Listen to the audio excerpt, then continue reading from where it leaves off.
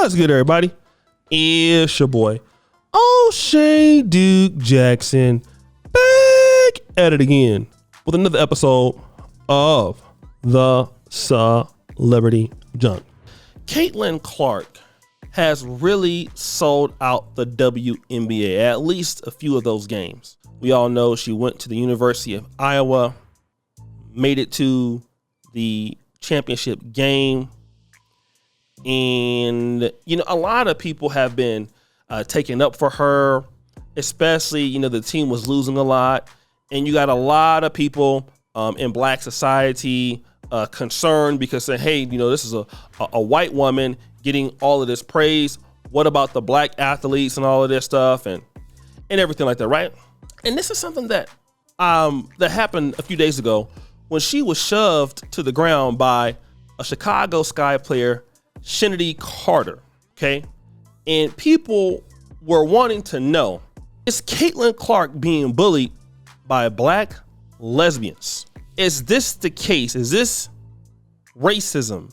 Is this homophobia? Now, Travis says, well, she is a heterosexual woman in a Black lesbian league, and they resent and are jealous of all the attention in the shoe deal that she got. And instead of recognizing the truth, which is great, athletes who people care about coming into your league and really do get everybody more money. So basically, since she's there, everybody will be, you know, benefiting from the league, but it's because she's white, heterosexual, and they're gay. Well, let me talk about this. And there's no real way to determine how many lesbians in the WNBA, but there are a lot of lesbians coming up in the WNBA. That's for sure. I don't know how many, but that's for sure. But I want to take you back to the 80s. The 80s, in which I was a young kid, I remember what the league was like in the 80s. The king of the league, you had two. It was tied between Magic Johnson and Larry Bird. Those were the kings of the NBA. You even had a game on Nintendo called Jordan versus Bird. And I believe they split with, I think the Lakers won 4 titles in the 80s or 5. So they won between the 79-80 season and the 88-89 season, 5 NBA championships. The Celtics also won 3 at a time. So Magic Johnson was the king of the NBA, along with like Kareem Abdul-Jabbar, right? And Larry Bird. Well, now when Michael Jordan came out of his rookie year, he tore his ACL or something like that. Got a big injury. By his second year, you know, Jordan was doing things a lot differently. And a lot of guys like Isaiah Thomas and the Detroit Pistons, they didn't like that. Jordan dressed differently, he had his own shoe, you know, he had his own style. And what did we see the athletes doing? And they were bullying Jordan.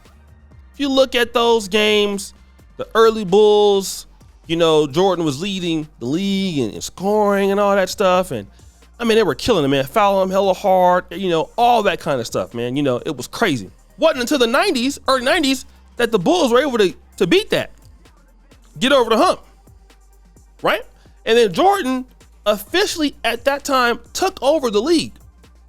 But Jordan took the league to another level. Jordan took the league to a level where it was a worldwide league. And everybody today is getting paid because of what Michael Jordan did to influence the game internationally. All right? Internationally. Now, what you're seeing from a lot of these people is Caitlin Clark. Listen, she's doing that without necessarily, let me say, for example, being established. All right? You know, it's kind of like when LeBron first came in the league. When he first came in the league, a lot of folks didn't like that because, well, you know, he hadn't really proven himself. All this hype is, you know, between that. So do you have people who are jealous? Yes. Does it got anything to do with the fact that she's heterosexual? No, I don't think that's what it is. You know, it's just that, hey, you know, she's out there highly touted. They're definitely trying to make her the face of the league. People don't like it, and that's what it is. But now let me say something about the lesbian thing. I do want to say something about that. I want to talk about Angel Reese. Angel Reese was the number 7 pick from LSU. Now, Angel Reese went to the Met Gala. I mean, the lady is just extremely beautiful. God damn it, just beautiful. And you know what? When she came to the NBA draft, she looked like a model. And you know what? That was kind of new to see a woman come out there and really look like, hey, this is a lady that play basketball. Because we have gotten used to the whole WNBA being a league that is stereotyped as being, it's really only for lesbians, right? That's kind of what the people think the league is. Now you have this white woman who is considered the greatest basketball player of all time with a lot of expectations, and people are trying to really rough her up. I don't know if that has anything to do with sexuality, but we are going to say that Caitlin Clark, the real issue is it's not that good right now in the WNBA. If we look at these numbers, you're playing 33 minutes a game. You're averaging 15 points. You're averaging 35% field goal percentage, 29.7% field goal percentage. Caitlin Clark is really trash right now. Okay, that's really what it is. She's nowhere near of where she was there. All right. Now, if you want to say that that's the case, because when she was in college, she's killing it. 31 points a game. 45% field goal percentage, 3 percentage, 38%. All right. Averaging 31. She's just not that good. So I think a lot of these people out here are making these other excuses up, like, this is a gay thing. People are of course people are going to be jealous and hating, absolutely.